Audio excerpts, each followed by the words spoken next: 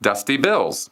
I know the Church of Scientology hates psychiatry, so if someone had to take narcotics for chronic pain and an antidepressant that they've taken for years, would they actually have that person just stop taking them? Because we all know that they don't know what they're talking about, but that would be extremely dangerous. Yes, Dusty, this is a good question. And during the time that I was in Scientology and overseeing the delivery of auditing across all the Western United States, the practice was to get people off the antidepressants, and if they're taking chronic pain meds, to coordinate with their doctor. And in some cases, we would also try to coordinate with the doctor in terms of getting them off the antidepressants.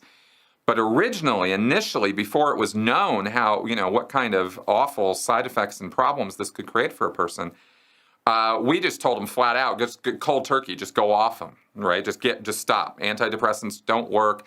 They're curing a condition that doesn't exist. You don't have a chemical imbalance in your brain. That's not the problem you have. Your issues are spiritual in nature or psychosomatically caused by your spiritual nature. And so we need to get you audited, and we can't audit you if you're on chronic pain meds. And if you're in chronic pain, that's a problem.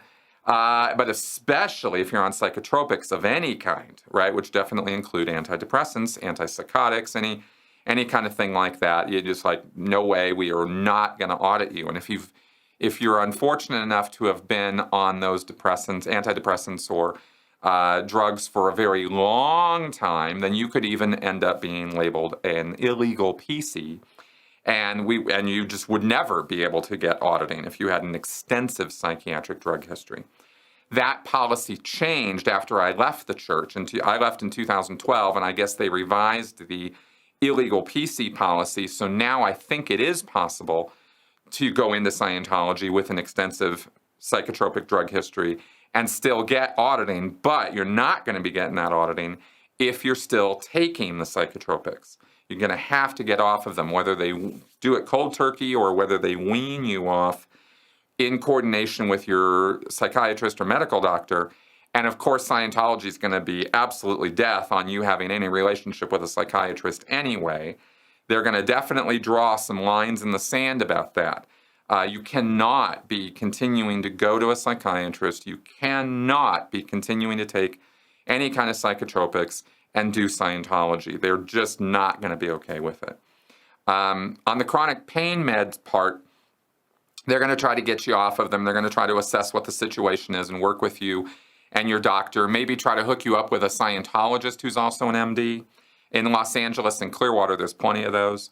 And those guys just completely corrupt their knowledge of basic biology and biochemistry every time because they take Scientology as the senior information of importance when it comes to physical health and well-being.